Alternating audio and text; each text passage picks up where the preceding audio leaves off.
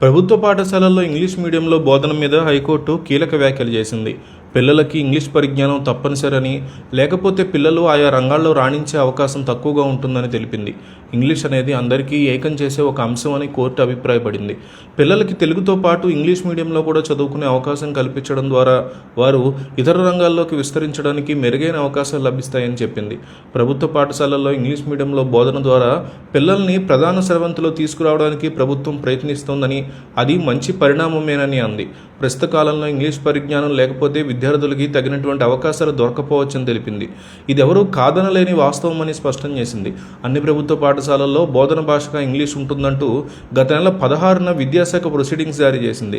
దీన్ని సవాల్ చేస్తూ ప్రొఫెసర్ గుంటుపల్లి శ్రీనివాస్ హైకోర్టులో ప్రజాప్రయోజన వ్యాజ్యం పిల్ దాఖలు చేశారు. ఈ వ్యాజ్యం మీద ప్రధాన న్యాయమూర్తి జస్టిస్ లీలా గిల్, న్యాయమూర్తి జస్టిస్ నైనాల జయసూర్య ధర్మాసనం విచారణ చేపట్టింది.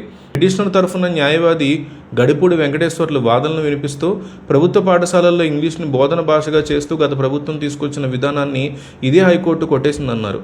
అయినప్పటికీ ఈ ప్రభుత్వం కూడా ఇంగ్లీషు బోధనగా భాషగా చేస్తూ గత నెల 16న ప్రొసీడింగ్స్ జారీ చేసిందని వివరించారు.